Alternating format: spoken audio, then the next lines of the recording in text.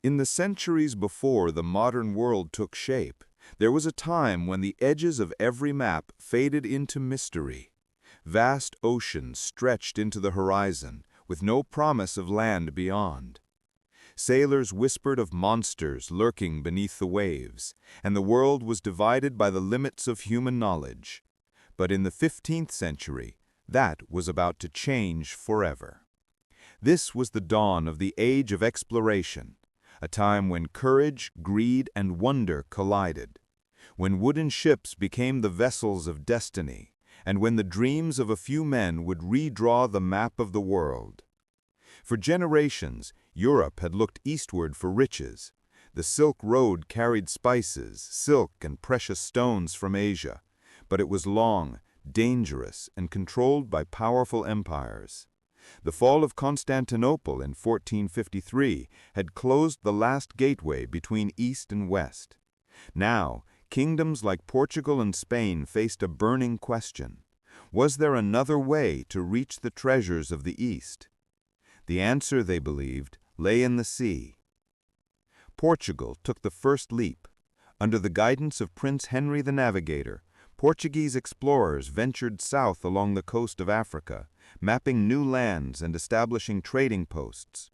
Each voyage pushed the boundaries of the known world a little further. For the first time in human history, the ocean was no longer a barrier, it was a bridge.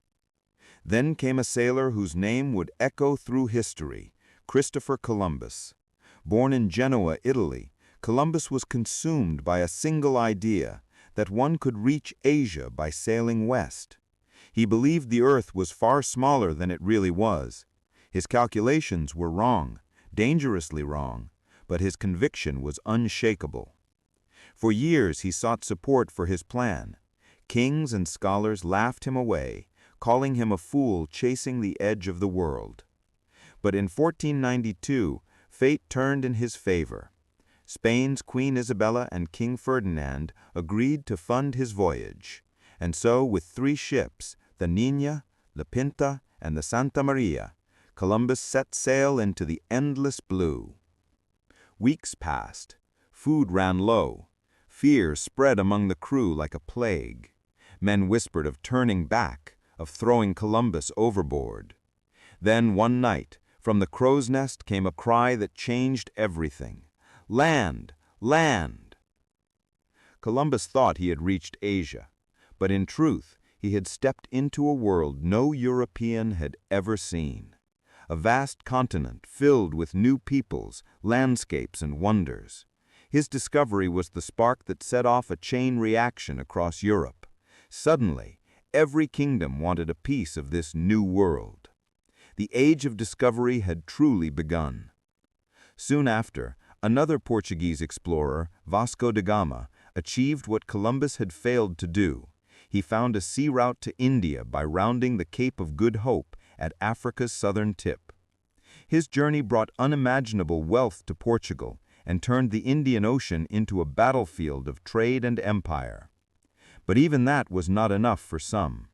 There were those who dreamed not just of reaching distant lands, but of circling the entire globe. That man was Ferdinand Magellan. Magellan's dream was bigger than any before him, to prove that the earth was truly round by sailing around it. He set off from Spain in 1519 with 5 ships and a crew of over 200 men. The voyage was a nightmare.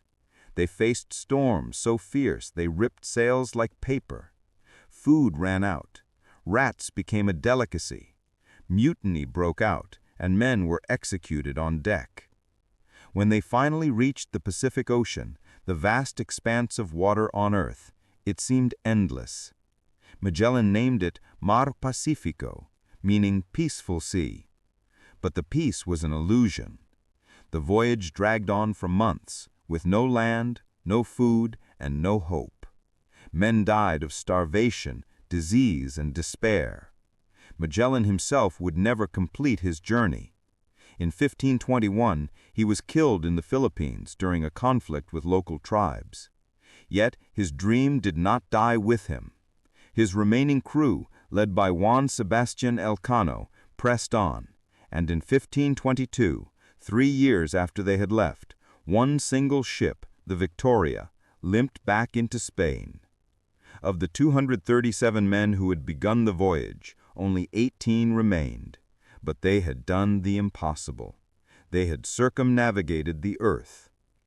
Humanity had for the first time proven beyond doubt that our planet was a sphere, vast, connected, and finite. The age of exploration transformed everything. It was an age of glory, but also of shadows. For every tale of discovery, there was one of conquest. European empires carved up the world like a prize. The native peoples of the Americas, Africa, and Asia paid the heaviest price. Their lands taken, their cultures crushed, their numbers devastated by war and disease. The same ships that carried explorers soon carried soldiers, missionaries, and merchants. The hunger for wealth and power knew no bounds. The Atlantic became not only a route of discovery, but a route of suffering. As the transatlantic slave trade began, tearing millions of Africans from their homes and scattering them across the New World. And yet, amidst all this tragedy, humanity's vision had expanded beyond imagination. The once empty maps were now alive with names, coastlines, and continents. The world had become smaller and more connected than ever before. Knowledge spread like wildfire. New foods, ideas, and cultures began to mix, reshaping civilizations on every shore. By the 17th century, the echoes of the great explorers had changed history forever. They had not just found new lands, they had redefined what it meant to be human. The boundaries of fear had been replaced by the call of curiosity. The horizon was no longer the end of the world, but the beginning of possibility. The age of exploration was more than a series of voyages. It was the moment when humanity looked into the face of the unknown and chose to go forward.